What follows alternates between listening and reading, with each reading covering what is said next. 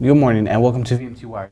I'm Flores. And I am Angel Bocanegra. VMT Wired will provide you an inside look on different topics and that affect teenagers and the public in general. Let's start with our first topic, energy drinks. Energy drinks have become more popular in the past couple of years, but what consequences do energy drinks have? Israel Valadez takes us inside the consequences of energy drinks in your body. During the summer, teenagers have been getting their Texas driver license. However,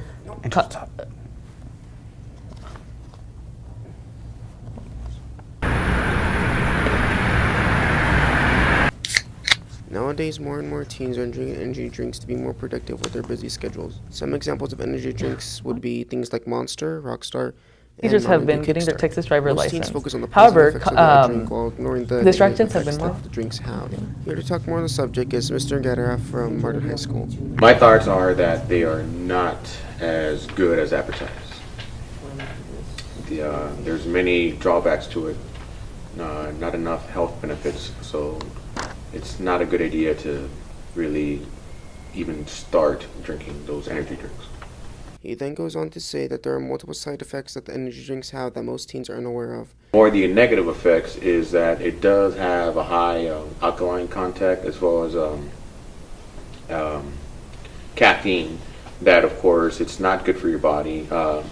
It's a lot of them, yes, they'll have sugar-free, but if you do not drink it sugar-free, you will still be affecting your body in a negative way, which could be lead to diabetes, lead to possible heart murmurs from too much adrenaline going through your body. So most of what you'll get from a energy drink would not be. It might be good as far as a short-term relief for whatever you're feeling of tiredness, but in the long run, it's not good for you. This is usually caused by the caffeine in the energy drinks and the other ingredients that most people did not know are inside the energy drinks. Some serious side effects of the energy drinks include insomnia, anxiety, addiction, strokes, high blood pressure, hallucinations, addiction, and cardiac arrest. Most people that have become addicted to energy drinks tend to waste most of their money on satisfying the energy drink addiction that they have. I would not recommend for a student to drink energy drinks, but I understand that sometimes it's going to happen anyway. Now, can you drink it? Yes, of course, but it would be the same thing as not trying to really get hooked up on it really a lot, because the more you get addicted to it, the more your body has to become accustomed to then needing it. The average or recommended amount of an energy drink that most people agree on would have to be 250 milliliters. This is not for everyone. There are good things that energy drinks can do, but there are also negative side effects for those things. So when you drink an energy drink, remember the side effects that they cause. For more information, please visit the website. During summer, teenagers have been getting their Texas driver license. However, distractions have become a major issue. Reporter Juan Valadez has a more in-depth story about this topic.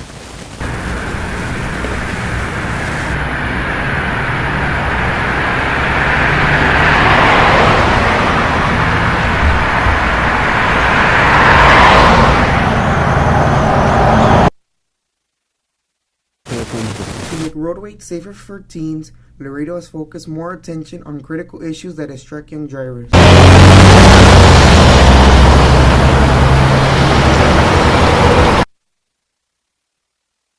You know what? The most common thing that I've seen in all the years that I've been working is distraction. Teenagers like to have a lot of things going on, and they do have a lot of things going on in their minds and around them. There's always conversations going on. There's other kids in the car sometimes that cause distractions, radios, phones, and last but not least, what we're dealing with right now is texting and driving and social media and driving. It's just a big no-no. A big no-no is looking at the statistics of young drivers who are killed or are in an accident every year. According to Teens in the Driver's Seat members, texting and driving is a major cause of accident. Slow down. Slow down. Not only in your driving, but in your thinking and the way you do things. Remember, you need to get there, and you need to get there safely. And remember about the people that are driving around you. And not only could you hurt yourself, but you could hurt those people around. So don't drink and drive, number one. Number two, don't text and drive. No social media and driving. if you can, for any reason, turn off your phone while you're driving and watch the distractions if you have other teenagers in the vehicle. Regardless, one way or the other, remember, you're always responsible for your driving. And one last thing about the drinking and driving, when you are under 21, if you're 20 or below, and you get stopped by a peace officer in the state of Texas, if they smell alcohol or they believe you're under the influence of any drug or alcohol,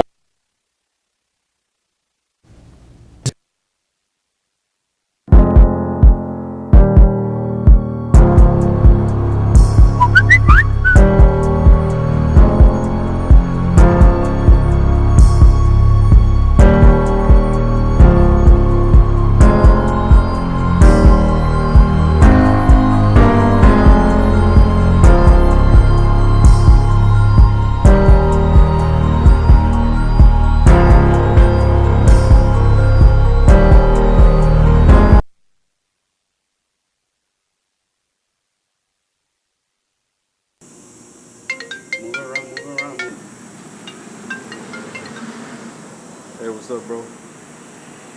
Yeah. I got you.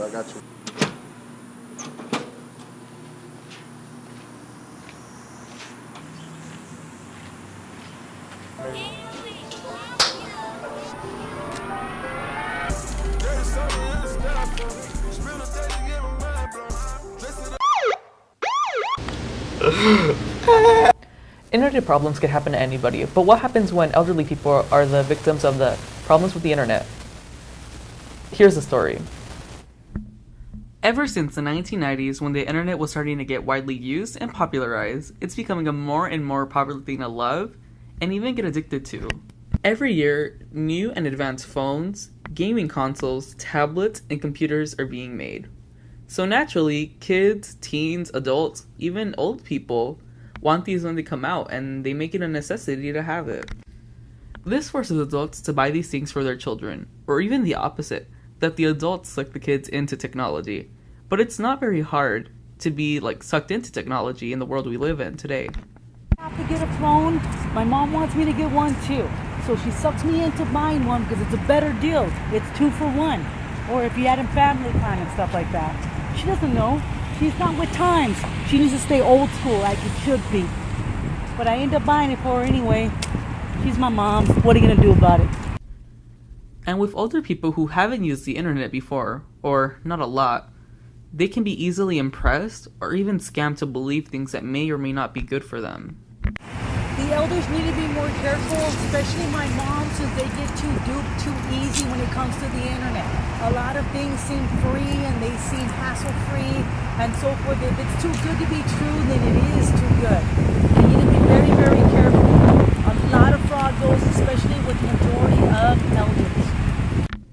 While the internet may be good and generally is a great thing since it helps you work, entertain, learn, or just anything, it may not be the best to have older people or even your kids to use it without any supervision or help, because they might steal their info, track their sites, or just bad stuff that you don't want them to see happen. Lo que me pasó en WhatsApp, no me di cuenta y una tarjeta se grabó y era la de mi banco, para que tengan cuidado cuando escriben algo. Chequen correctamente y no vaya a suceder algo que después vamos a estar asustados, ¿ok? While the internet is a great thing and we use it for literally everything today, it's best used in moderations, help. Voy a usar el internet con más cuidado para no cometer errores ni que nos asustemos después, ¿ok? Thanks for watching. This is Angel Bocanegra. Football season started, and up to this point, the J.W. Nixon High School is winning every game, creating new records since 1997. Mario Lopez talked to the coach to find out the formula that is working for them. Football is very important for the majority of high school students. The J.W. Nixon High School is no exception. We had the chance to interview Tony Ramirez, head coach of the Nixon High School football team, and he told us that he expects the best of his players. Just expect them to be good students. We will not accept somebody that has had several opportunities already and have failed the program. In other words, they've dropped out because they committed some sort of crime, or they had bad grades, or they stopped coming to practice and they're no longer on the team. We don't take them back. We don't make a habit of doing that. Coach Ramirez also told us that good grades are required in order to play in the football team. We ask them to pass all of their classes.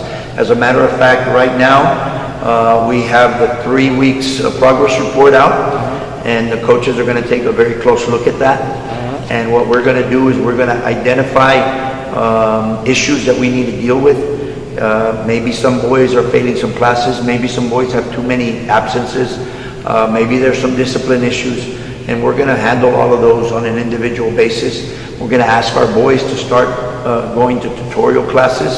I know that we pushed back our practice time from 4:30 to 5 o'clock to allow kids to go to tutorials from 4 all the way to 5. Ramirez also told us what is the overall message he wants his players to take after 4 years in high school and in football.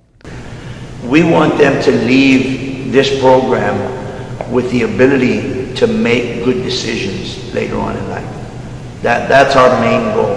We want them to be, like I said right now, we want them to be great fathers. We want them to be great husbands.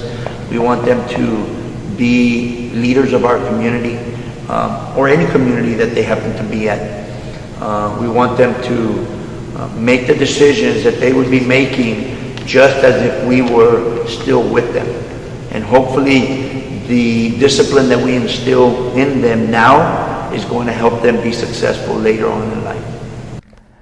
We also spoke with Dr. Cruz, principal of Nixon High School, and he told us what is the message to the football team when he speaks to them and his opinion on Coach Ramirez.